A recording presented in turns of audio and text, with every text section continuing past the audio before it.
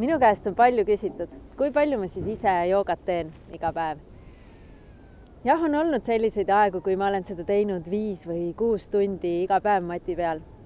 See on olnud nädalaid või kuu või natuke üle kuu. Aga praegu ma teen näiteks 10 minutit päevas hommikul ja 10 minutit õhtul. Ja ülejäänud aja ma teen joogat ilma matita 24/7. Mida see tähendab? See on, ma arvan, teadlikkus ja selles on 2 osa. Üks on info, teadmised, et üldse olla mingites piirides teadlik. Ja teine pool sellest on teadvel olek ehk siis hetkes kohal olek, mitte automaatpiloodi peal käitumine, ütlemine, söömine, ostmine. Ja see ei õnnestu mul alati. Näiteks eile mu ema kutsus mind enda juurde, et ta oli mulle suppi valmistanud. Mõnusa hapukapsasupi ilma lihata. Ja ma ütlesin, et ma tulen kindlasti läbi ja võtan selle kaasa enda juurde purgiga. Ja õhtul, kui ma tund aega enne lapse magama mineku aega kodu poole sõitsin, oli ristmikul valida, kas ema juurde sõita või kodu poole sõita. Ja minu automaatpiloot minu enda sees, mis juba oli mõttes kodus, keeras kodu poole. See tähendas, et ma ei olnud teadvel sellel hetkel, ma ei valinud seda suunda, mis ma olin emale lubanud. See tähendas, et ma pidin otsima tagasipöördumise kohta ja samamoodi võib see elus olla.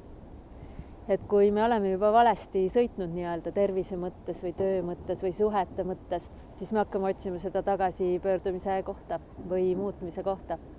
Ja siis see ei pruugi enam olla nii mugav kui siis, kui me oleme need otsused selles hetkes juba õigesti teinud. Ja mis see minu igapäevaelus siis tähendab? Näiteks oma lapsele ma ei ütle suvalisi asju, ma ütlen talle, ma austan teda, ma kuulan teda. Ma ei ütle näiteks, et ära nuta või mis sul viga on või ole kuss. Ja ka teistes suhetes on minu jaoks hästi oluline ausus ja siirus ja kohal olemine ja päris teemad. Ma ei räägi ilmast. Ma küsin, kuidas inimesel päriselt läheb, mida ta tegelikult tunneb ja mis tema elus toimub. Ja see on ka see, millest ma ise tahan rääkida. Ja töö on minu jaoks üks suur rõõmuallikas minu elus. See on tähendusrikas, vaheldusrikas ja pakub mulle hästi palju arenguvõimalusi mugavustsoonist välja. See on mu enda loodud töö, elustiili ettevõtlus. Ja see ongi see kõige rahuldust pakkuvam, sest ta on minu enda südame järgi valitud. Ja muidugi olen ma ka ise tarbija ja ostja, et seal ma vaatan valikuid tehes, et see oleks minu tervisele hea ja oleks maakerale hea. Ja eriti ma tahaksin osta alati oma tuttavatelt ja väikeettevõtetelt ja ökotooteid. See ongi minu 24/7 jooga. Kui sa tahad teada minu nippe ja häkke, mida ma kasutan igapäevaelus, siis telli endale selle kanali videod ja kohtume uuesti. Loodan, et ma saan sind inspireerida.